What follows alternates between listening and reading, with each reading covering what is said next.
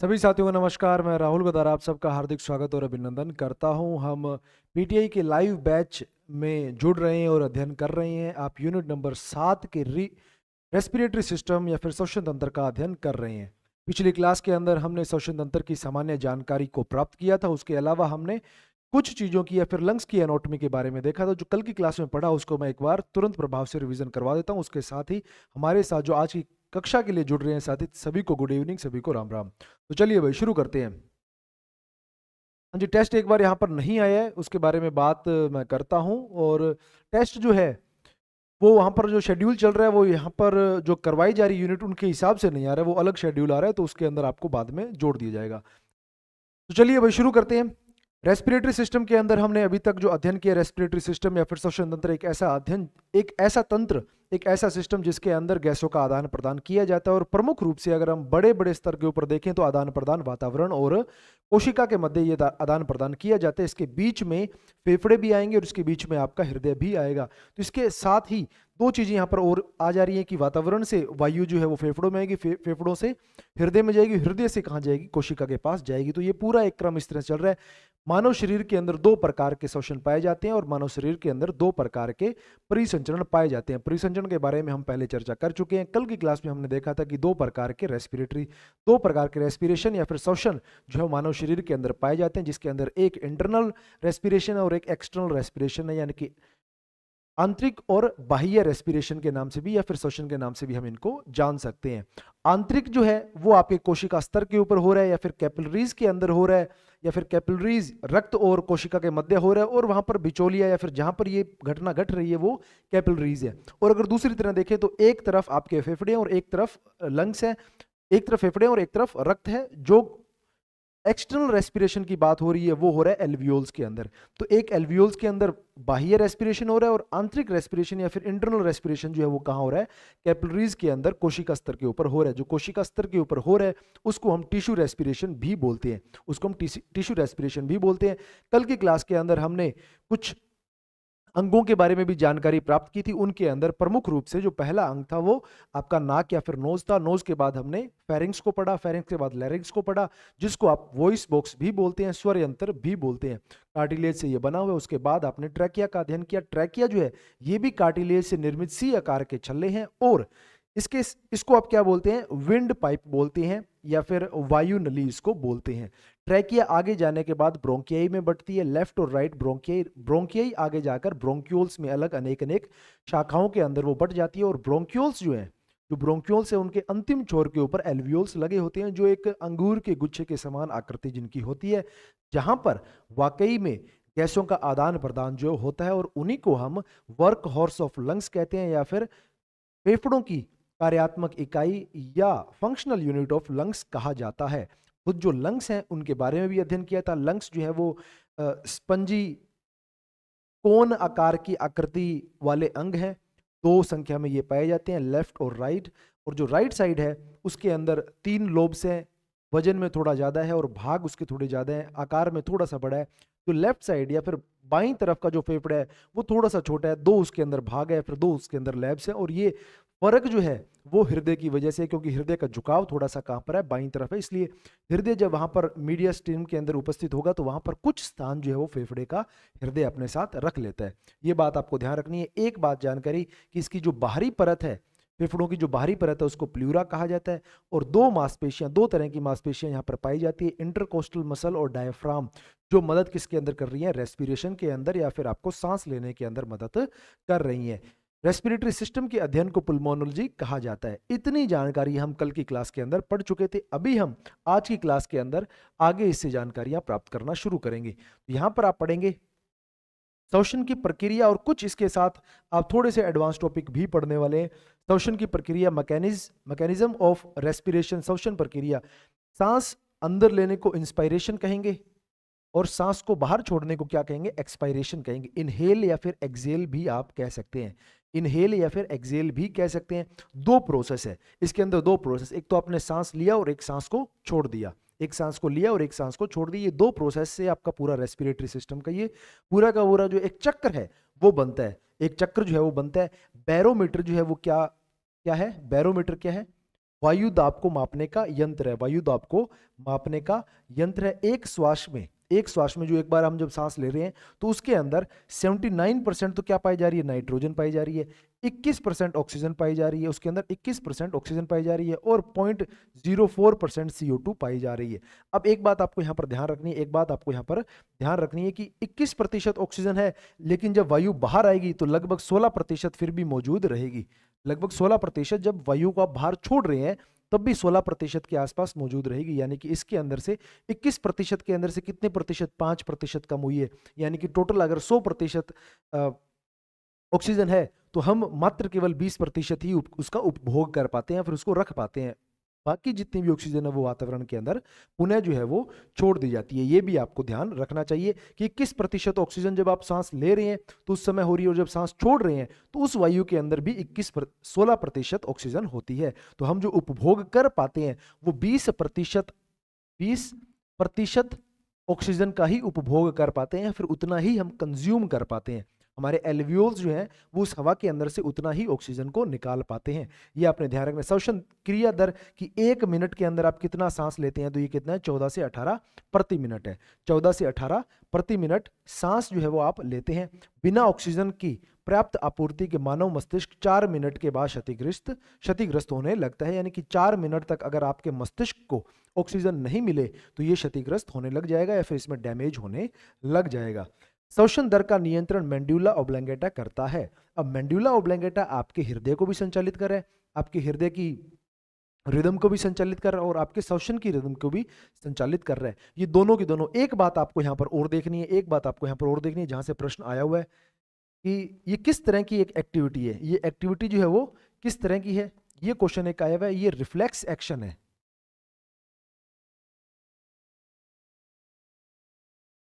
ये क्या है, रिफ्लेक्स एक्शन है। यानी कि श्वसन की जो क्रिया है, सांस लेना और सांस छोड़ना, ये कैसी एक गतिविधि है, रिफ्लेक्स एक्शन है। रिफ्लेक्स एक्शन का मतलब क्या होता है कि जब कोई ऐसी परिस्थिति जिसको हम बहुत जल्दी रिस्पोंड कर रहे हैं, कि जिसके कोई भी ऐसे आप कह लीजिए, मान लीजिए कि आप चल रहे हैं और आपके पैर के अंदर कांटा लगा, आप एकदम से पैर को उठाते हैं, आपने कोई एकदम तेज आवाज सुनी और आप एकदम से चौंक जाते हैं। वो सारी की सारी गतिविधियां क्या रिफ्लेक्स एक्शन के अंदर आती हैं, रिफ्लेक्स एक्शंस के अंदर आती हैं। तो आपकी श्वसन क्रिया ये भी क्या एक रिफ्लेक्स एक्शन जैसा ही है। जब आपके फेफड़ों के अंदर वायु दाब कम होता है तो आप क्या कर लेते हैं, एकदम से वायु को ग्रहण कर लेते हैं, वायु को ग्रहण कर, ये भी क्या एक रिफ्लेक्स एक्शन है। तो ये भी आपको ध्यान रखना है। ये क्वेश्चन एक बार कहीं पूछा हुआ है कि श्वसन कैसी क्रिया है, एक रिफ्लेक्स एक्शन है। ये क्या है, एक रिफ्लेक्स एक्शन है। मेंडुला ऑब्लंगेटा के बारे में अभी बात हुई है कि हृदय और श्वसन दोनों को ये नियंत्रित कर रही है, दोनों को ये संचालित कर रही है। ये आपने ध्यान रखना है। मेंडुला ऑब्लंगेटा का एक बहुत महत्वपूर्ण फंक्शन ये है रेस्पिरेशन, और एक है सर्कुलेटरी सिस्टम को संचालित करना है, फिर परिसंचरण को संचालित करना। इन दोनों के बारे में आपको ध्यान रखना है, दोनों के बारे में ध्यान रखना है। तो यहां पर आप देख पा रहे हैं, यहां पर आप इस फोटो के अंदर देख पा रहे हैं भाई, इस फोटो के अंदर आप देख पा रहे हैं कि मेंडुला ऑब्लंगेटा जो है ये आपके फेफड़ों को और आपके हृदय को दोनों को क्या कर रहा है, संचालित कर रहा है, फिर दोनों को कंट्रोल कर रहा है। सिर्फ नाम आपने ध्यान रखना है। अब यहां पर जो महत्वपूर्ण बात है वो है कि रेस्पिरेशन हो कैसे रहा है, या फिर ये प्रक्रिया हो कैसे रही है, श्वसन की जो प्रक्रिया है वो हो कैसे रही है, ये ज्यादा महत्वपूर्ण बात है। यहाँ पर दो भाग में हमने देखा कि बटा हुआ है, एक एक्सेलेशन यानी कि एक्सपायर करना, और एक है इनहेलेशन या फिर एक इनहेल करना। यानी कि एक के अंदर तो आप सांस भर रहे हैं और एक के अंदर आप सांस को खाली कर रहे हैं। मैं सिंपल भाषा के अंदर इसके अंदर लिख देते हैं, एक्सेल के अंदर यानी कि सांस को खाली करना या फिर छोड़ना, और इसके अंदर सांस को भरना। एक्सेल और इनहेल आपको इस तरह से आप समझ सकते हैं। अब यहां पर महत्वपूर्ण बात क्या है, सिर्फ इतना सा ध्यान रखना। और ये हो कैसे रहा है, प्रेशर की वजह से हो रहा है कि अगर मान लीजिए कि आपके फेफड़ों के अंदर प्रेशर कम है तो वायु बाहर से अंदर की तरफ आ जाएगी, और वायु के अंदर प्रेशर अगर ज्यादा है तो बाहर की तरफ चली जाएगी। एक बात आप समझिए कि वातावरण के अंदर जो प्रेशर है वायु का, वायु दाब है, वैसा ही वायु दाब हमारे फेफड़ों के अंदर है। उसके बाद सिर्फ स्थान से छेड़छाड़ करके, सिर्फ स्थान से छेड़छाड़ करके इसके अंदर परिवर्तन किया जाता है। आप इस छोटे से एग्जाम्पल से इसको समझ सकते हैं, आप छोटे से इस एग्जाम्पल से आप इसको समझ सकते हैं। मान लीजिए कि ये एक समतल भूमि है, इस समतल भूमि के ऊपर ये दो कंटेनर पड़े हुए हैं, ये दो कंटेनर पड़े हुए हैं, दोनों एक जैसे हैं भाई, दोनों एक जैसे हैं। बनाने में थोड़ी सी आप कह सकते हैं कि, तो मैं इस तरह भी बना देता हूं, तो इस तरह से बनाया जाए।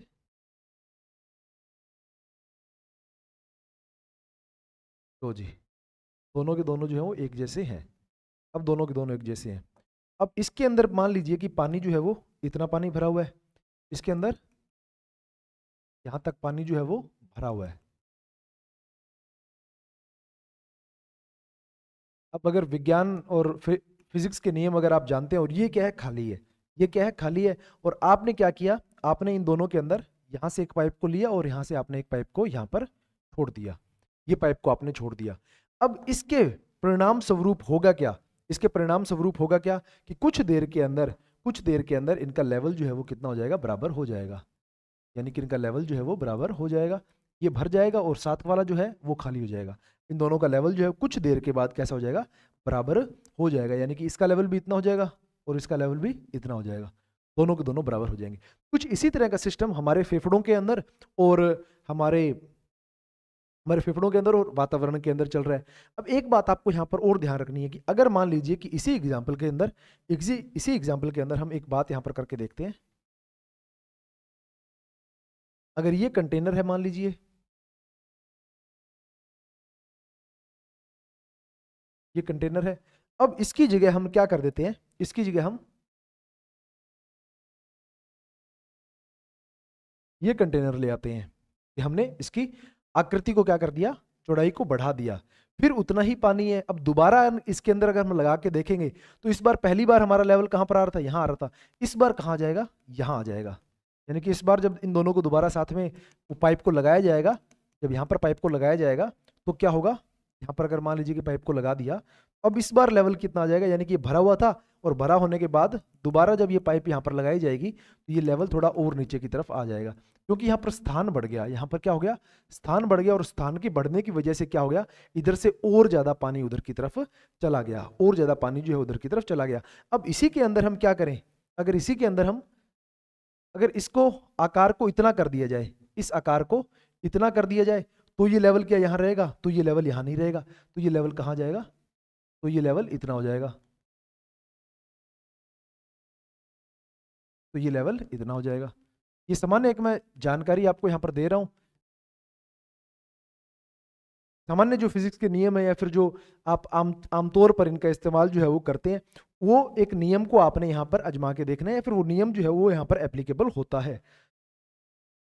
अब क्योंकि फेफड़ों के अंदर और वातावरण के अंदर प्रेशर जो है वो एक जैसा है, प्रेशर जो है वो एक जैसा है, तो यहाँ पर किया क्या जाएगा, यहाँ पर किया क्या, हम निरंतर या तो फेफड़ों के आकार को कम करेंगे या फिर बढ़ाएंगे, बस यही यहाँ पर काम किया जा रहा है। जब हम फेफड़ों के आकार को कम कर देंगे तो वायु बाहर चली जाएगी, जब हम आकार को बड़ा कर देंगे तो वायु अंदर आ जाएगी, सिंपल सी बात है। सिर्फ इतना सा काम यहाँ पर बार बार करना और इसी से रेस्पिरेशन हो रहा है आपका। तो हम कर क्या रहे हैं कि आपके जो फेफड़े हैं, फेफड़ों का आप ऐसा मान लीजिए कि एक जगह है, इस जगह को बढ़ाने के लिए क्या करते हैं, जब आप इनहेल करते हैं, जब आप इनहेल करते हैं तो आप क्या करते हैं, ये जो डायफ्राम की मसल है ना, यहाँ पर जो डायफ्राम बना हुआ है, डायफ्राम नीचे चला जाता है, डायफ्राम थोड़ा नीचे चला जाता है, तो नीचे जाने से क्या होगा, यहाँ पर ये जो चेस्ट कैविटी है इसके अंदर थोड़ी जगह बन जाएगी, इसके अंदर थोड़ी जगह बन जाएगी, ये डायफ्राम नीचे की तरफ जाएगा।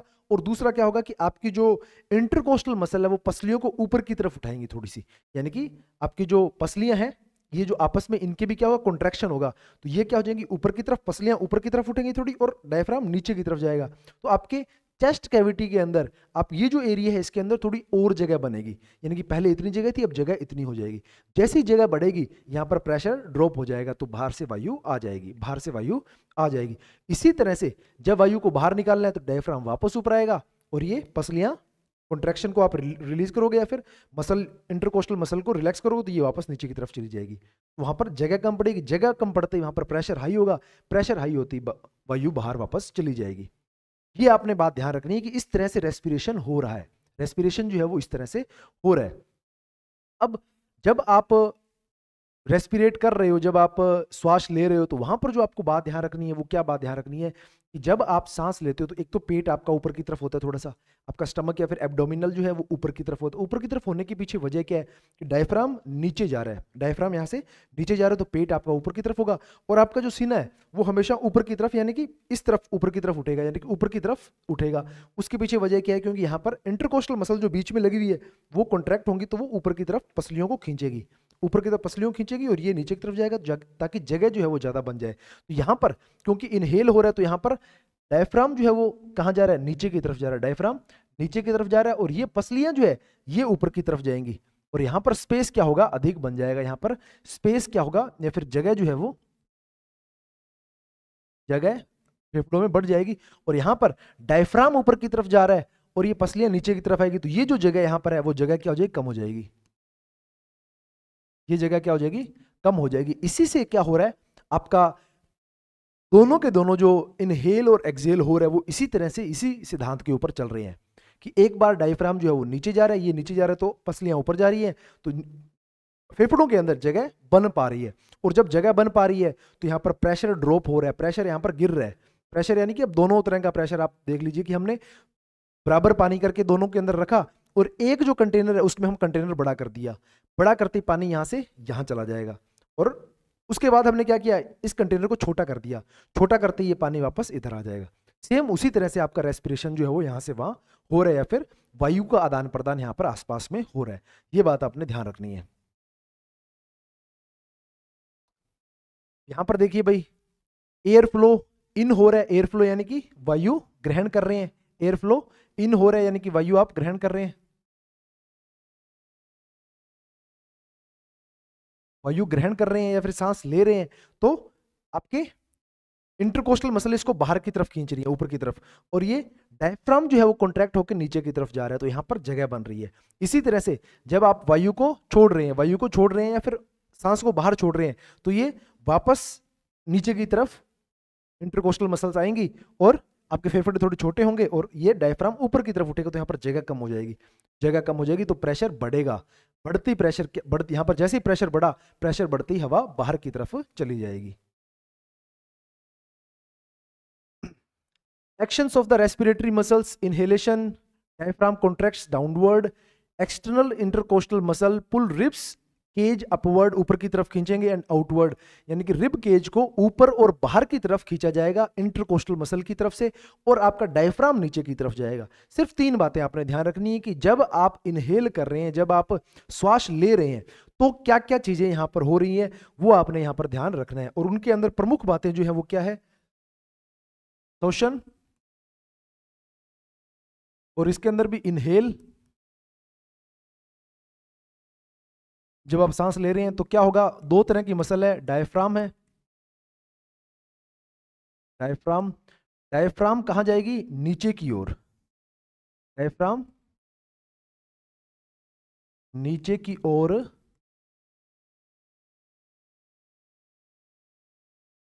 नीचे की ओर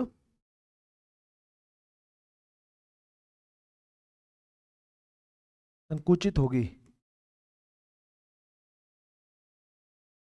नीचे की ओर संकुचित होगी। और दूसरे मसल कौन से, इंटरकोस्टल,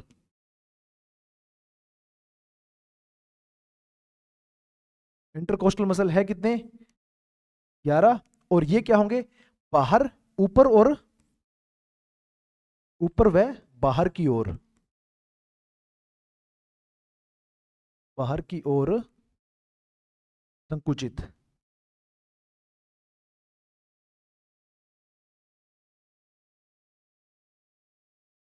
संकुचित होगी, ये बात आपने ध्यान रखनी है। इतनी सी ये 2 बातें पता लग गई तो आपको ये पता, और इसके परिणाम स्वरूप होगा क्या, और इसके परिणाम स्वरूप होगा क्या, परिणाम स्वरूप क्या होगा, ये दोनों काम जो होंगे उसमें क्या होगी, चेस्ट कैविटी में या फिर वक्ष गुहा में या फिर आपके फेफड़ों में, फेफड़ों में जगह बढ़ेगी, जगह बढ़ेगी। जगह जब बढ़ेगी, जगह बढ़ेगी तो वायु अंदर आएगी, तो वायु अंदर आएगी, और इसी के अंदर उल्टा कर दिया जाएगा। जब ये एक्सेल करेंगे तो ये ऊपर की तरफ आएंगे रिलैक्स होने के लिए, और ये रिलैक्स होने के लिए एक तो नीचे की ओर और एक अंदर की ओर, तो जगह वापस क्या हो जाएगी, संकीर्ण हो जाएगी, छोटी हो जाएगी। जैसी जगह छोटी होगी वायु बाहर चली जाएगी, और ये आपके चाहने ना चाहने से नहीं होगा, ये निरंतर चलता रहता है, आपके बिना विचार किए, बिना ये ख्याल किए। इतनी जानकारी आपको यहाँ पर ध्यान रखनी है कि आप ये जो रेस्पिरेशन है वो आप किस तरह से कर रहे हैं, वो आप किस तरह से कर रहे हैं, मसल्स जो है वहां पर वो क्या क्या वहां पर कार्य कर रही हैं, वो मसल्स वहां पर क्या क्या कार्य कर रही हैं। अब हम जब हमने हृदय को पढ़ा, हृदय को पढ़ने के साथ जब हम ये देखने के लिए गए कि व्यायाम का क्या प्रभाव पड़ता है, तो व्यायाम का प्रभाव पड़ने से पहले हमने कार्डियक आउटपुट को देखा, हमने स्ट्रोक वॉल्यूम को देखा, हमने विभिन्न दीवारों को देखा, कुछ ब्लड प्रेशर को देखा, हृदय गति को देखा, ताकि हम बता सकें कि प्रभाव क्या पड़ रहा है और किसके ऊपर प्रभाव पड़ रहा है। उसी तरह से जब हम श्वसन तंत्र को पढ़ेंगे, श्वसन तंत्र के बारे में अध्ययन करेंगे, तो यहां भी हम कुछ चीजों को देखने वाले हैं जिनको हम पहले पढ़ेंगे, उसके बाद हम उनके ऊपर प्रभाव को बताएंगे। अब अगर ओवरऑल अगर सीधा देखेंगे तो आप नहीं बता सकते कि क्या प्रभाव जो है वो श्वसन तंत्र के ऊपर पड़ रहा है, लेकिन आपके पास अगर पैरामीटर्स होंगे कि इन इन चीजों के ऊपर ये प्रभाव पड़ रहा है, तो आप ज्यादा स्पष्टता के साथ, ज्यादा आप साइंटिफिक तरीके के साथ अपनी बात को कह पाते हैं। तो सबसे पहले हम देखते हैं लंग वॉल्यूम। सबसे पहले देखें लंग वॉल्यूम। लंग यानी कि फेफड़ों का आयतन। फेफड़ों का आयतन लिखा हुआ है, फेफड़े का आयतन को श्वसन आयतन के रूप में भी जाना जाता है, रेस्पिरेटरी वॉल्यूम के नाम से भी जाना जाता है कि आपके फेफड़ों में जगह कितनी है, फेफड़ों में जगह कितनी है के रूप में भी जाना जाता है। यह श्वसन चक्र के दौरान एक निश्चित समय में फेफड़ों में गैस की मात्रा को संदर्भित करता है, यानी कि जब आप सांस लेते हैं तो आपके कितनी वायु आप अपने फेफड़ों के अंदर भर सकते हैं, उसको संदर्भित ये कर रहा है। फेफड़ों की क्षमता या फिर लंग कैपेसिटी विभिन्न फेफड़ों के आयतन के योग से प्राप्त होती है। लंग कैपेसिटी यानी कि यहां पर कुछ चीजें और हैं। एक तो सिर्फ लंग वॉल्यूम है कि कितनी वायु कम, कितनी वायु ज्यादा, कितनी वायु आप छोड़ सकते हैं, कितनी वायु रख सकते हैं, अलग अलग समय के ऊपर कितनी वायु आपकी फेफड़ों के अंदर रहती है, वो तो क्या है, लंग वॉल्यूम है, वो तो क्या है, फेफड़ों का आयतन है। अब फेफड़ों के आयतन के साथ कम ज्यादा करके इनको प्लस माइनस करके आप क्या निकालते हैं, लंग कैपेसिटी निकालते हैं। दोनों पढ़ेंगे, एक बार आपको समझ नहीं है, जैसे पढ़ना शुरू करेंगे तो ये चीजें समझ में आना शुरू हो जाएंगी।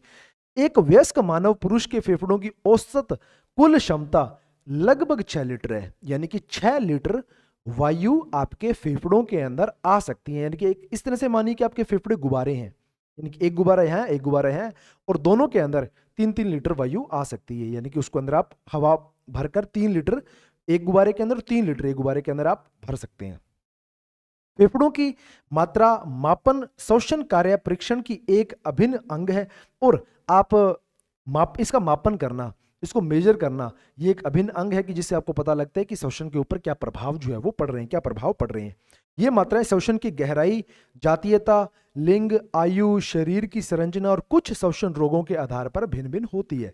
और ये जो 6 लीटर मैंने यहाँ पर लिखा है, ये ऐसा नहीं है कि हर व्यक्ति के अंदर 6 लीटर होगी, इसके अंदर बदलाव भी देखे जाएंगे या फिर भिन्नता भी इसके अंदर देखी जाएगी। और भिन्नता किस किस बात पे देखी जा सकती है, जातीयता, अलग अलग रेस के अंदर, अलग अलग लोगों के अंदर इसके अंदर परिवर्तन आपको देखने को मिलेंगे।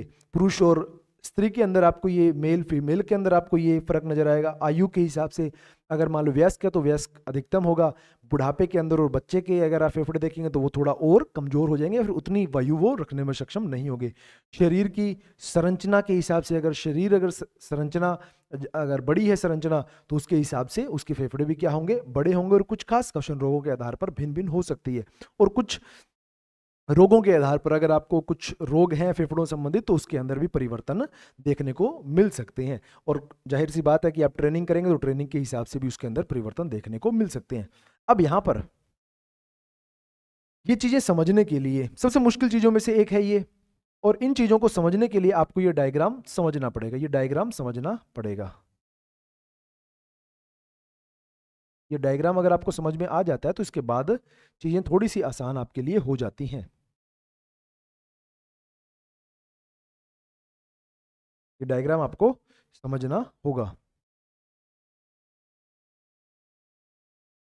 अब यहां पर आपको क्या चीज देखनी है, अब मानिए कि ये तो क्या है, आपके फेफड़े हैं, ये क्या है, आपके फेफड़े हैं, ये जो मैंने व्हाइट से यहां पर मार्क किया है, ये क्या है, आपके लंग्स हैं।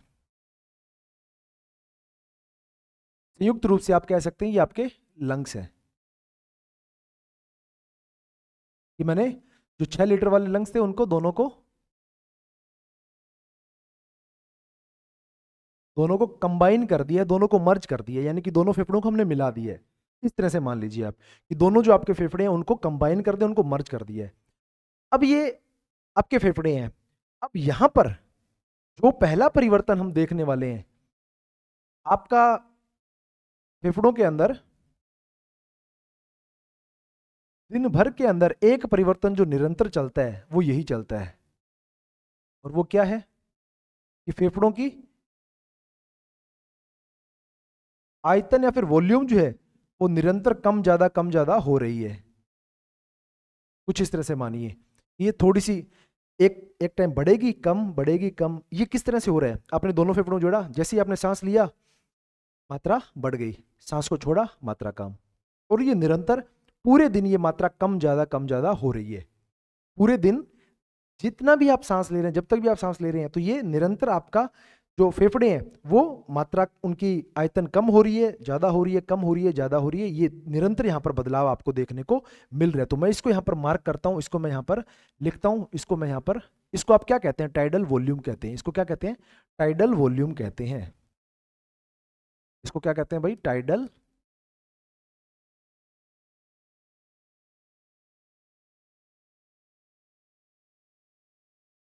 टाइडल वॉल्यूम कहते हैं।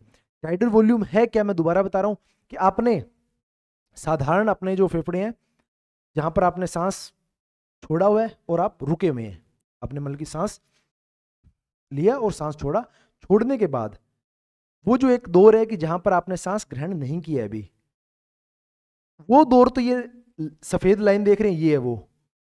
इसके बाद आपने सांस लिया और सांस पुनः छोड़ दिया, और ये निरंतर अप डाउन, इनहेल एक्सेल, सांस को लेना, सांस को छोड़ देना, ये निरंतर चलता जा रहा है। तो आप पूरे दिन इसी क्रम के ऊपर आप बार बार मूव कर रहे हैं। एक बात आपने यहां पर ध्यान रखनी है, इसी क्रम के ऊपर आप बार बार मूव कर रहे हैं। अब यहां पर देखिए टाइडल वॉल्यूम क्या है? एक बार में सांस लेने या फिर छोड़ने की मात्रा। और ये टाइडल वॉल्यूम सामान्य व्यक्ति के अंदर कितनी पाई जाएगी? सामान्य व्यक्ति के अंदर ये कितनी पाई जाएगी? सामान्य व्यक्ति के अंदर 500 मिलीलीटर पाई जाएगी। सामान्य व्यक्ति के अंदर कितनी पाई जाएगी भाई? 500 मिलीलीटर पाई जाएगी। 500 मिलीलीटर ये पाई जाएगी।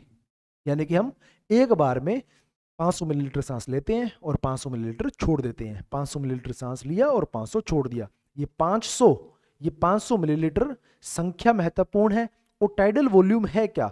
टाइडल वॉल्यूम है कि साधारण नॉर्मली जो आप सांस ले रहे हैं, नॉर्मली जो आप सांस लिया, सांस को छोड़ा, सांस को लिया, सांस को छोड़ा, यही क्या है? टाइडल वॉल्यूम है। यही क्या है?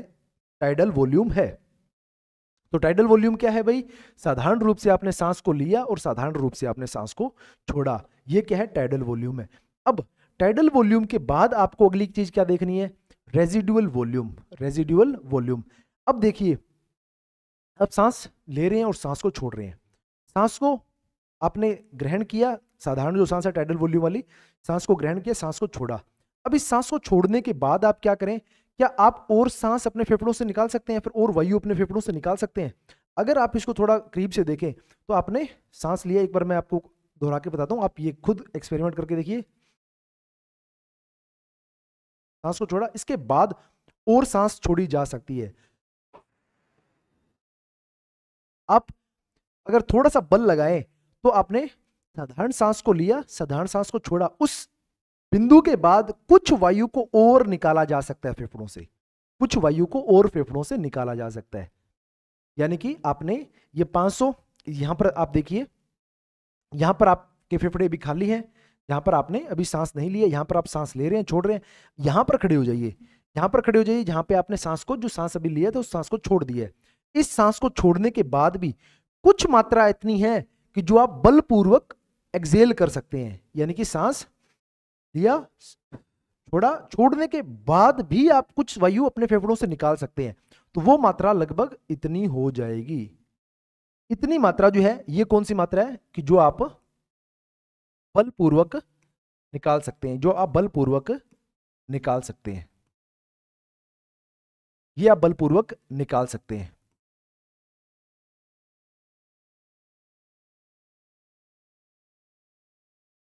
क्या जो आपने वायु निकाली है अभी, जो आपने वायु निकाली, क्या इसके बाद फेफड़ों में कुछ वायु बची हुई है? क्या इसके बाद कुछ फेफड़ों में वायु बची हुई है? तो आपके फेफड़े कभी भी पूर्ण रूप से खाली नहीं होते हैं। अगर पूर्ण रूप से खाली हो तो वो क्या हो जाएंगे? चिपक जाएंगे। वहां पर क्या हो जाएगा? एकदम चिपक जाएंगे वो। इसलिए पूर्ण रूप से खाली आप जितना मर्जी जोर लगा लीजिए, कुछ वायु हमेशा वहां पर बची हुई रह जाएगी। तो जो बची हुई, यानी कि हम अगर पूर्ण रूप से पूरा का पूरा जोर लगाकर अधिकतम वायु जितनी फेफड़ों से निकाल सकते हैं निकाल दें, उसके बाद भी कुछ वायु वहां पर बची हुई रह जाएगी, वो कौन सी होगी? Residual volume. Residual volume.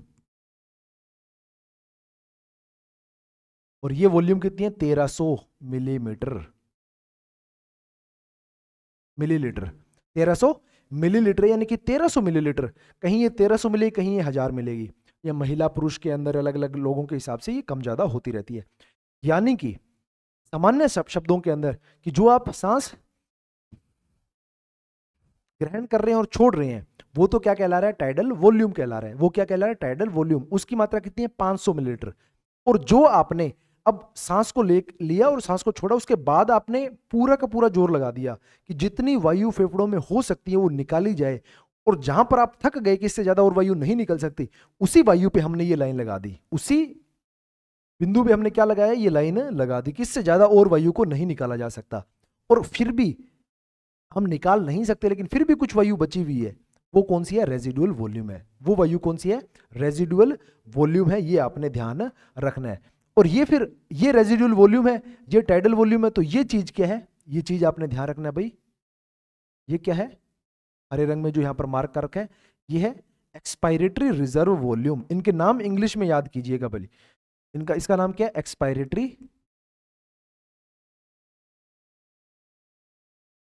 Expiratory reserve volume. इसका नाम क्या है? Expiratory reserve volume. पूरे के पूरे फेफड़े लिए, जो सामान्य अप डाउन हो रहा है, निरंतर चल रहा है, वो तो है टाइडल वॉल्यूम। साधारण रूप से सांस लिया, साधारण रूप से सांस छोड़ा, वो है टाइडल वॉल्यूम। टाइडल वॉल्यूम के बाद वायु की वो मात्रा जो आप फोर्सफुली, बलपूर्वक एक्सेल कर सकते हैं, निःशोषण कर सकते हैं, फेफड़ों से निकाल सकते हैं, वो है एक्सपायरेटरी रिजर्व वॉल्यूम। और वो निकालने के बाद भी फेफड़ों में कुछ वायु जो है वो बची हुई रह जाएगी, वो क्या है? Residual volume. वो क्या है? Residual volume. ये तीनों चीजें आपने ध्यान रखनी है। अब अगली चौथी चीज देखिए भाई।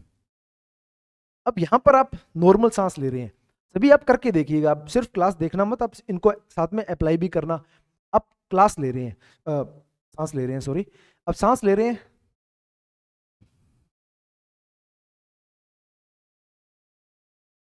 यहां पर जब आपने सांस ले ली है और आप कहां खड़े हैं? जैसे ही आपने ये सांस लिया तो आप कहां खड़े हैं? यानी कि आपने इनहेल कर रखा है तो आप यहां खड़े हैं। आप यहां खड़े हैं, आपने नॉर्मली सांस को,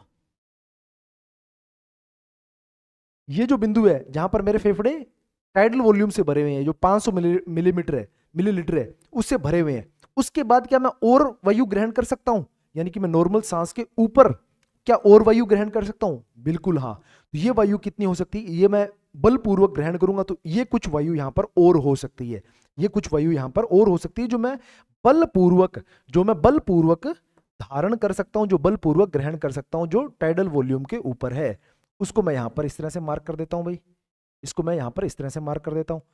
इसको मैं इस रंग से यहां पर मार्क कर सकता हूं कि जो टाइडल वॉल्यूम के बाद बलपूर्वक आप फेफड़ों के अंदर भर सकते हैं, जो फेफड़ों के अंदर भर सकते हैं। तो इसको आप क्या कहेंगे? इसको किस नाम से आप जानेंगे? ये भी आप यहां पर लिख लीजिए। इसको आप किस नाम से जानेंगे? इसको आप कहेंगे इंस्पायरेटरी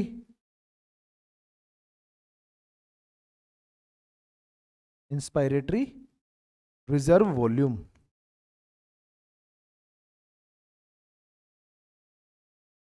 इसको आप कहेंगे इंस्पायरेटरी रिजर्व वॉल्यूम कहेंगे। एक बार हम यहां पर देख लेते हैं भाई। टाइडल वॉल्यूम सामान्य सांस लेना और सामान्य छोड़ देना 500 मिलीलीटर। 500 मिलीलीटर यानी कि आधा लीटर हम सांस लेते हैं, छोड़ते हैं, आधा litre.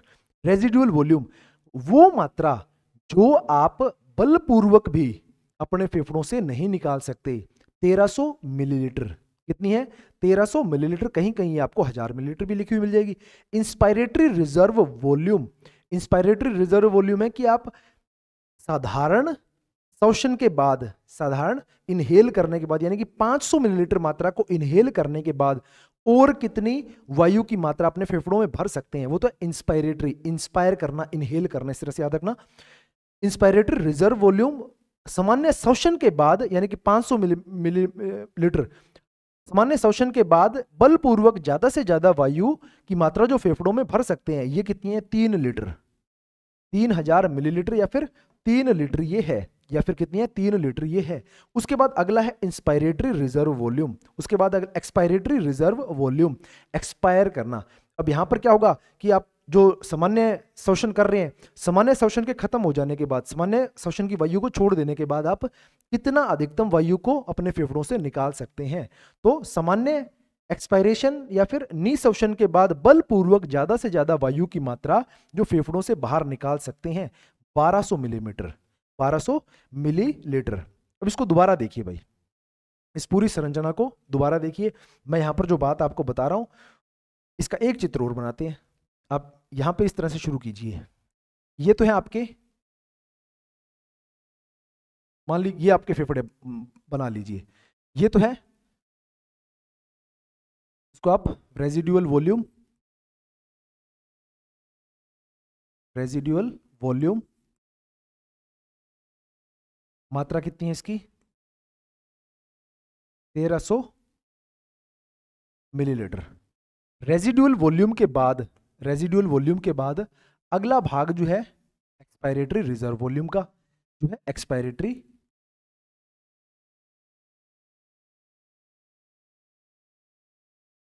Expiratory reserve volume.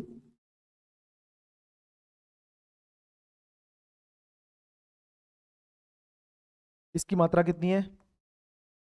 1200 ml। इसको आप लिखेंगे कैसे भाई? Expiratory reserve volume. और इसको आप कैसे लिखेंगे? RV, residual volume.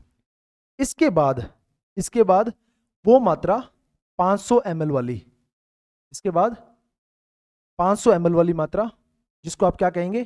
Tidal volume. इसकी मात्रा कितनी है? 500 ml इसकी मात्रा है। 500 ml के बाद अगला जो हिस्सा है वो है इसका इंस्पायरेटरी,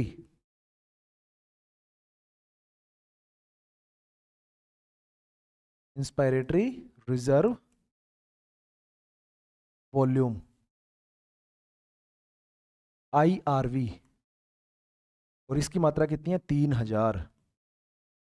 अब इनको आप कैलकुलेट करेंगे आपस में, इनको आप कैलकुलेट करेंगे तो कितना हो गया भाई? 1000, 2000, 2500, इसको ये 5000 में मिलाएंगे तो ये क्या? 3000 और ये 3000, कुल कितना बन गया? 6000। कुल कितना बन गया? 6000 मिलीलीटर या फिर 6 लीटर। यही तो हम पढ़ के आ रहे हैं कि आपके फेफड़ों का कुल आयतन कितना है? 6 लीटर है। कुल आयतन कितना है? 6 लीटर है। इस तरह से ये 6 लीटर बनता है भाई, इस तरह से ये 6 लीटर बनता है कि 6 लीटर आपके फेफड़ों की कुल क्षमता है। लेकिन हर समय 6 लीटर आपके फेफड़ों के अंदर वायु नहीं रहेगी। ये 6 लीटर कैसे कैसे यहां पर हो सकती है, ये हमने यहां पर अभी देखा है कि 6 लीटर आपके फेफड़ों के अंदर वायु आ सकती है अधिकतम, अधिकतम 6 लीटर वायु जो है वो आ सकती है। और किस तरह से आ सकती है? 1300 ml तो कभी खाली हो ही नहीं सकती। उसके बाद 1200 मिलीलीटर आप बलपूर्वक बाहर निकालते हैं। 500 मिलीलीटर जो है वो अप डाउन चलता रहता है, टाइडल वॉल्यूम, सामान्य शोषण निशोषण, सामान्य निशोषण शोषण चलता रहता है। इंस्पायरेटरी रिजर्व वॉल्यूम, बलपूर्वक आप 3 लीटर वायु अपने फेफड़ों के अंदर भर सकते हैं, 3 लीटर वायु अपने फेफड़ों के अंदर भर सकते हैं। तो ये कुल मिलाकर कितने हो जाते हैं? 6 लीटर हो जाते हैं। कुल मिलाकर कितने हो जाते हैं? 6 लीटर हो जाते हैं। इस एक चित्र को आप अपने आप बनाकर देखिए, इस चित्र को आप बना के देखिए। इसको मैं मार्किंग कर देता हूं कि इसमें नाम लिख देता हूं मैं। ये क्या है? रेजिडुअल वॉल्यूम है। ये क्या है? एक्सपायरेटरी रिजर्व वॉल्यूम है। ये क्या है? टाइडल वॉल्यूम है। और ये क्या है?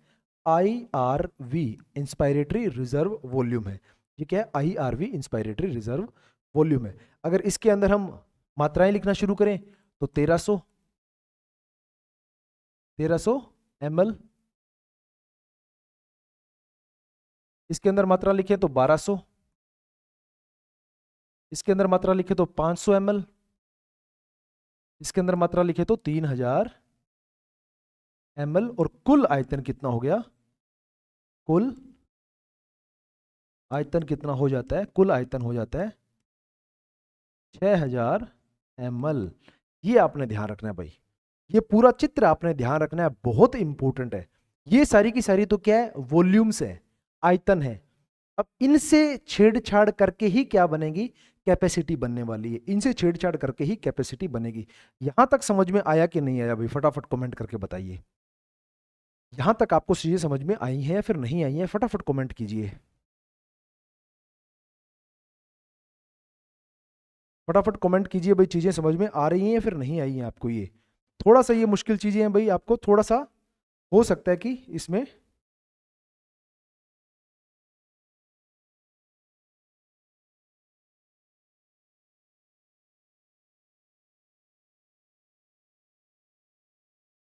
फटाफट कमेंट करके बताओ भाई, ये चीजें आपको समझ में आ रही हैं या फिर नहीं आ रही हैं। ये सारे के सारे कॉन्सेप्ट, यानी कि टाइडल वॉल्यूम क्या है, 500 मिलीलीटर है क्या, वो सामान्य शोषण निशोषण। इसके बाद हमने क्या देखा, हमने रेजिडुअल वॉल्यूम देखा, यानी कि वो मात्रा जो आप फेफड़ों से नहीं निकाल सकते। उसके बाद हमने एक्सपायरेटरी रिजर्व वॉल्यूम 1200 मिलीलीटर जो आप बलपूर्वक फेफड़ों से बाहर निकाल सकते हैं। फिर इंस्पायरेटरी रिजर्व वॉल्यूम जो बलपूर्वक आप फेफड़ों के अंदर भर सकते हैं। ये सारी की सारी चीजें हमने देखी है। ये सारी की सारी चीजें हैं क्या, और किस तरह से फेफड़ों के अंदर 6 लीटर वायु या फिर 6 लीटर एयर की मात्रा आ सकती है, ये भी आपको यहां पर पता लग गया है। ये भी आपको यहां पर पता लग गया है। अब यहां से क्वेश्चन किस तरह का आएगा, जो बातें यहां पर लिखी हुई हैं, जो सामान्य यहां पर बातें लिखी हुई है कि एस्पायरेटरी रिजर्व वॉल्यूम के सामान्य एक्सपिरेशन या फिर बाद बलपूर्वक ज्यादा ज्यादा मात्रा छोड़ेगी, या तो आपको मात्रा पूछ लीजिएगी टाइडल वॉल्यूम की मात्रा क्या है, 500 मिलीलीटर है सामान्य, या फिर आपको टाइडल वॉल्यूम की डेफिनेशन दे देंगे और फिर पूछेंगे भाई ये है क्या, ये वाइटल कैपेसिटी है, इंस्पायरेटरी रिजर्व वॉल्यूम है, टाइडल वॉल्यूम है, ये चीज क्या है। तो वहां पर आपको पहचान करनी होगी। तो आपको यहाँ पर पता होना चाहिए, सिर्फ मात्रा आपको पता होना जरूरी नहीं है, मात्रा भी पता रखिए और ये चीज है क्या ये भी आपको पता होनी चाहिए। टाइडल वॉल्यूम यानी कि सामान्य निःशोषण प्रशोषण या फिर इनहेल एक्सेल जो सामान्य जो मात्रा चल रही है 500 मिलीलीटर की, वो टाइडल वॉल्यूम है। रेजिडुअल वॉल्यूम वायु की वो मात्रा जो आप फेफड़ों से कुछ भी कर लीजिए नहीं निकलेगी, जो आप कुछ भी बलपूर्वक भी आप नहीं निकाल सकते। और एक्सपायरेटरी रिजर्व वॉल्यूम है जो आप बलपूर्वक फेफड़ों से बाहर जो वायु निकालते हैं सामान्य निःशोषण के बाद। और इंस्पायरेटरी रिजर्व वॉल्यूम क्या है, जो बलपूर्वक आप भरते हैं, बलपूर्वक फेफड़ों के अंदर जो वायु भरी जा रही है सामान्य सामान्य प्रशोषण के बाद, सामान्य इनहेलेशन के बाद में। ये बात यहां पर है। हाँ जी, कोई बात नहीं, एक बार और देख लीजिएगा वीडियो, फिर आपको और अच्छा समझ में आ जाएगा। ये जो हमने अभी जो गुब्बारा बनाया उसी का ये एक्सप्लेनेशन है, लेकिन यहाँ पर थोड़ा सा मुश्किल ज़्यादा है, इसमें समझ में नहीं आता, इसलिए मैंने वो एक चित्र बना के आपको दिखाया है। यहाँ पर बच्चे थोड़े ज़्यादा कंफ्यूज हो जाते हैं, इसलिए मैंने वो चित्र बनाया है। सेम वही चीज़ है। हाँ, एक चीज़ और करना आप कि इस फोटो को रोकना, जब आपको पूरा का पूरा कॉन्सेप्ट समझ में आ जाए, यानी कि लंग वॉल्यूम्स और लंग कैपेसिटीज, फिर इसको दोबारा आप ध्यान से देखना। फिर आप देखना कि आप ये जो है क्या चल रहा है, ये यहाँ पर आप देख रहे हैं कि यहाँ पर टाइडल वॉल्यूम चल रही है। टाइडल वॉल्यूम के अंदर जब एकदम से आपने यहाँ से वायु को भर लिया तो क्या हो जाएगा, इंस्पायरेटरी रिजर्व वॉल्यूम हो जाएगा। ये क्या हो जाएगा, इंस्पायरेटरी रिजर्व वॉल्यूम। यहां से आपने खाली किया तो ये क्या हो जाएगा, एक्सपायरेटरी रिजर्व वॉल्यूम हो जाएगा। तो ये अब यहां पर ये हिस्सा तो अभी हम देख चुके, ये हिस्सा जो है अभी हम देख चुके हैं। यहां तक हमने तो क्या किया, अभी तक देख चुके हैं। अब इनसे मिलाकर कोई चीजें बन रही है, उनको हम देखने वाले हैं। वो चीजें क्या क्या है, इनको क्या कहते हैं, लंग कैपेसिटी कहते हैं। इनको क्या कहते हैं, लंग कैपेसिटी कहते हैं। सबसे पहले inspiratory capacity. Inspiratory capacity, capacity का क्षमता, किसकी क्षमता, इंस्पायरेटरी, यानी कि इंस्पायर करने की। इंस्पायर करने की क्षमता यानी कि हम अपने फेफड़ों के अंदर कितनी वायु की मात्रा भर सकते हैं, कितनी वायु की मात्रा हम भर सकते हैं, वो क्या हो जाएगी, इंस्पायरेटरी कैपेसिटी या प्रशोषण क्षमता। एक सामान्य निःशोषण के बाद ज्यादा से ज्यादा वायु की मात्रा जो फेफड़ों में भरी जा सकती है। हमने एक सामान्य सांस लिया और सामान्य छोड़ दिया, उसके बाद हम कितनी मात्रा भर सकते हैं। एक तो क्या हो जाएगी इसके अंदर, टाइडल वॉल्यूम, टाइडल वॉल्यूम यानी कि 500, और फिर अगली क्या हो जाएगी, IRV, इंस्पायरेटरी रिजर्व वॉल्यूम, वो कितनी है, 3000। तो इन दोनों को प्लस कर देंगे तो कितना आ जाएगा भाई, 3500। यानी कि 3500 मिलीलीटर वायु जो है हम फेफड़ों में भर सकते हैं, फेफड़ों में भर सकते हैं। अब मैं आपको बार बार ये बोलता एक्सपायरेटरी रिजर्व वॉल्यूम समझा रहा था, ERV समझा रहा हूं और IRV समझा रहा हूं। उसके अंदर मैं बार बार बोल रहा हूं कि सामान्य निःशोषण के बाद, सामान्य निःशोषण से पहले, ये चीजें बार बार बोल रहा हूं। क्यों बोल रहा हूं, क्योंकि जब आप उनके अंदर ये नहीं समझेंगे तो यहां पर वो प्लस होने लग जाएंगी। यहाँ पर क्या होने लग जाएगी, प्लस होने लग जाएंगी, यहाँ पर चीजें आपस में मिक्स होने लग जाएंगी। इसलिए आपको ध्यान रखना है कि जो ये दीवार है ना, ये जो दीवार है, इस दीवार का, ये जो दीवार है, एक तो ये वाली दीवार और एक ये वाली दीवार, इन दोनों का आपको विशेष ध्यान रखना है। क्योंकि आप जब, अब यहां पर आप क्या देख रहे हैं, यहां पर आप देख रहे हैं इंस्पायरेटरी कैपेसिटी देख रही है कि आप कितना इनहेल कर सकते हैं, कितनी सांस आप फेफड़ों में भर सकते हैं। तो आप यहां से शुरू करेंगे, आपने नॉर्मल सांस लिया, नॉर्मल सांस को यहां पर छोड़ दिया, यहां पर छोड़ दिया, वो सांस छोड़ने के बाद यहां पर आएंगे 500, यहां आएंगे 3000, तो ये कितना हो जाएगा, 35 हो जाएगा। ये कितना हो जाएगा, 3500 हो जाएगा। इस तरह से आपको यहां पर कैलकुलेट करना है, इस तरह से आपको कैलकुलेट यहां पर करना है। अगला है total lung capacity. Total lung capacity अधिकतम वायु की मात्रा जो एक प्रश्वसन से फेफड़ों में भरी जा सकती है। टोटल लंग कैपेसिटी को यहां पर आप इस कोने से लगेंगे, residual volume, expiratory reserve volume, tidal volume और इंस्पायरेटरी रिजर्व वॉल्यूम। रेजिडुअल कितनी है भाई, 1300। एक्सपायरेटरी रिजर्व वॉल्यूम कितनी है, 1200। टाइडल कितनी है, 500। आईआरवी कितनी है, 3000। टोटल लंग कैपेसिटी कितना हो गया, 6000। टोटल लंग कैपेसिटी कितना हो गया, 6000 हो गया। फिर अगला और बहुत महत्वपूर्ण, फिर अगला और बहुत महत्वपूर्ण जो है वाइटल कैपेसिटी, जीव धार्य क्षमता, ऐसा कुछ हिंदी में इसको बोलते हैं, लेकिन इंग्लिश का नाम याद रखना, वाइटल कैपेसिटी। वाइटल कैपेसिटी को समझना थोड़ा सा मुश्किल है, बाकी है इसमें कुछ नहीं। इसमें जो बात कही जाती है वो समझना थोड़ा सा मुश्किल है, बाकी इसमें है कुछ नहीं। वायु की मात्रा जो बलपूर्वक निःश्वसन की जा सकती है बलपूर्वक प्रश्वसन के बाद, यही चीज आपको यहां पर समझनी है। ये बात यहां पर क्या कही जा रही है, टाइडल वॉल्यूम के अंदर क्या कहा जा रहा है। मैं दोबारा फेफड़े बनाता हूं, ये आपने क्या बनाए, दोबारा फेफड़े बनाए। और यहां पर हम कहां खड़े हैं, अभी जहां हम खड़े हैं वो भी आप बिंदु देख लीजिए कि भाई ये बिंदु कौन सा है। ये बिंदु है जहां पर आपने एक्सेल किया है, क्या किया, एक्सेल किया है। और इसकी जो अगर मात्रा हम देखें तो इसके अंदर भी शामिल क्या है, रेजिडुअल वॉल्यूम है और ERV है। तो इसकी मात्रा आप 1300 इंटू 1300 प्लस 1200, यानी कि आप कह सकते हैं 3000। इसकी में अभी क्या हो गया, 3000 हो गया, 2500, सॉरी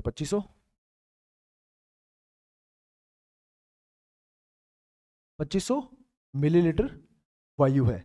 अब वाइटल कैपेसिटी को मेजर कैसे किया जाता है, वाइटल कैपेसिटी को मेजर किया जाता है कि आप इस बिंदु के बाद अधिकतम सांस को भर लें। आप पहले तो अधिकतम सांस को भर लें कि बलपूर्वक ज्यादा से ज्यादा। तो ये आपने क्या किया, इसके अंदर दोबारा और ऐड किया, क्या, एक तो टाइडल वॉल्यूम, एक तो आपने टाइडल वॉल्यूम को ऐड कर दिया टीवी को, और एक आपने IRV को ऐड कर दिया। सबसे पहले तो आप उस बिंदु तक जाइए, सबसे पहले तो आप उस बिंदु तक जाइए कि जिसके बाद आपके फेफड़ों में और वायु की मात्रा नहीं आ सकती। यानी कि आपने बलपूर्वक, बलपूर्वक क्या किया, इस बिंदु तक आए, यानी कि इनहेल किया बलपूर्वक कि जिसके बाद और वायु फेफड़ों के अंदर नहीं आ सकती। अब यहां से, अब मेजरमेंट कहां से होती है, यहां से मेजरमेंट इसकी होना शुरू होती है, यहां से कैलकुलेशन होना शुरू होती है। अब जब कैलकुलेट वाइटल कैपेसिटी करेंगे तो यहां से हम उल्टे चल रहे हैं, वापस उल्टे चल रहे हैं। यानी कि यहां तक तो अभी हम वो बिंदु तक आए हैं ना, कि ऐसा मान लो कि हम प्लेटफॉर्म पर पहुंचे हैं कि यहां से हम अपना कैलकुलेशन शुरू करेंगे। यानी कि आपको वाइटल कैपेसिटी को मेजर करने के लिए सबसे पहले तो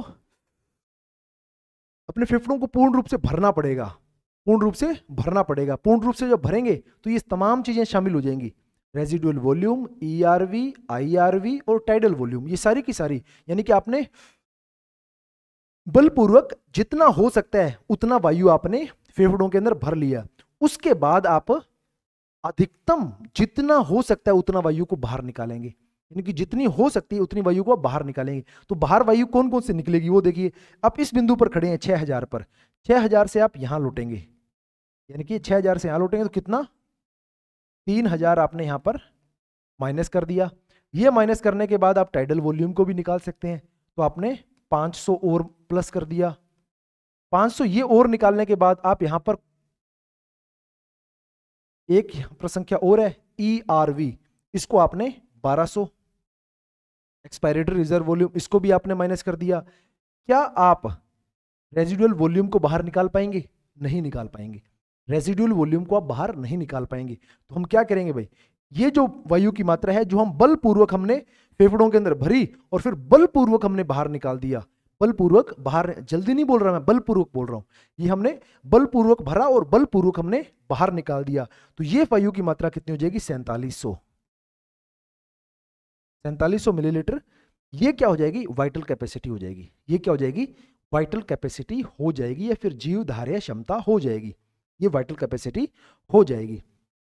वाइटल कैपेसिटी के अंदर कहा क्या जा रहा है, यही तो बात यहां पर कहने का प्रयास हो रहा है। यहां क्या कह रहे हैं, वाइटल कैपेसिटी के अंदर वायु की मात्रा जो बलपूर्वक निःशोषण की जा सकती है, यानी कि बलपूर्वक बाहर निकाली जा सकती है। बलपूर्वक बाहर हम क्यों निकालने की बात कर रहे हैं, क्योंकि हम IRV जो है 3 लीटर वाली और टाइडल वॉल्यूम है 2 आराम से निकल जाएगी, लेकिन ई एक्सपायरेटरी रिजर्व वॉल्यूम जो 1200 वाली है ना, उसको बाहर निकालने के लिए आपको बल लगाना पड़ेगा। तो उसके लिए बलपूर्वक ये शब्द लिखा हुआ है, जो बलपूर्वक निःशोषण की जा सकती है। यहां तक एक स्टेटमेंट है, और वो वायु आई कैसे है, वो आई कैसे है, बलपूर्वक प्रशोषण की है। यानी कि पहले तो हमने पूरा जोर लगाकर क्या किया, इंस्पायरेटरी रिजर्व वॉल्यूम यानी कि अपने टाइडल वॉल्यूम से 3000 मिलीलीटर अतिरिक्त वायु को फेफड़ों में भरा। उसके बाद हमने उतना ही बल लगाकर उसको खाली किया, IRV को खाली किया, टाइडल वॉल्यूम को खाली किया और ERV को खाली किया। तो ये कुल कितने बन जाएंगे, 4700 बन जाएंगे। ये कितने बन जाएंगे, 4700 मिलीलीटर बन जाएंगे। यहां पर आपको जो बात ध्यान रखनी है, इसका फॉर्मूला ध्यान रखना है, expiratory reserve volume, tidal volume और IRV, ये तीनों मिलकर क्या बनाएंगे, वाइटल कैपेसिटी बनाएंगे। और वाइटल कैपेसिटी के मापन कैसे किया जाता है, स्पायरोमीटर के द्वारा किया जाता है। बहुत ही प्रसिद्ध यंत्र है स्पायरोमीटर, और एग्जामिनर का बहुत फेवरेट है। बहुत बार पूछते हैं कि स्पायरोमीटर क्या है। स्पायरोमीटर को, स्टेथोस्कोप को, स्फेग्मोमैनोमीटर को, तीनों को कंफ्यूज नहीं करना है भाई। ये भी आप देख लीजिए यहीं, ये भी आप यहीं देख लीजिए, 3 नाम है, यानी कि स्पायरोमीटर,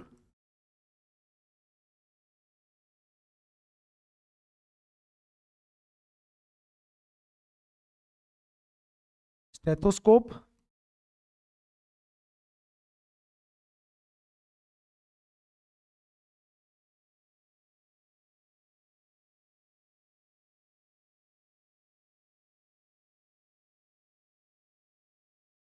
और एक स्फेग्मोमैनोमीटर। 3 यंत्र यहां पर आप देख रहे हैं, 3 डिवाइस आप यहां पर देख रहे हैं। तीनों के नाम हालांकि एक जैसे मिलते जुलते हैं, लेकिन आपने ध्यान रखना है ये वाइटल कैपेसिटी के लिए है,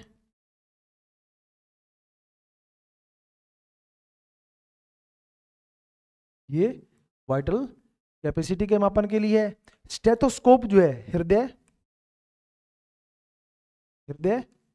गति के मापन के लिए, हार्ट रेट के मापन के लिए, और स्फेग्मोमैनोमीटर है जो ब्लड प्रेशर या फिर रक्त दाब के मापन के लिए है।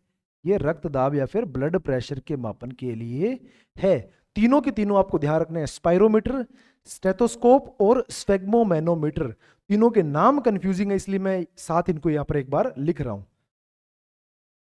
यहां पर आपने जो बात ध्यान रखनी है, IRV, TV, और यहां पर ये फॉर्मूला आपने ध्यान रखना है, और यहां पर ये फॉर्मूला आपने ध्यान रखना है। मैं एक बार पुनः इसको चित्र के अंदर आपको बता देता हूं। इसी चित्र को अगर हम दोबारा देखें, तो मैं एक बार इस चित्र को खराब नहीं करना चाहता, ताकि आप जब दोबारा क्लास को देखें या फिर आप PDF आपको मिले तो उसके अंदर चीजें बिल्कुल क्लियर हो। यहां पर हम देख सकते हैं भाई, ये हिस्सा तो है रेजिडुअल वॉल्यूम का, ये हिस्सा तो है रेजिडुअल वॉल्यूम का। रेजिडुअल वॉल्यूम जो वायु बाहर नहीं आ सकती, एक्सपायरेटरी रिजर्व वॉल्यूम जो बलपूर्वक बाहर निकाली जा सकती है, टाइडल वॉल्यूम 500 मिलीलीटर की बात यहां पर हो रही है, जो अप डाउन होती रहेगी, सांस लिया तो ये बढ़ जाएगी, सांस छोड़ा तो ये कम हो जाएगी। इंस्पायरेटरी रिजर्व वॉल्यूम जो बलपूर्वक ग्रहण की जा सकती है, इसकी वॉल्यूम कितनी है, 1300, 1200, 500 और 3000, यानी कि 3 लीटर, आधा लीटर, 1200 और 1300 मिलीलीटर।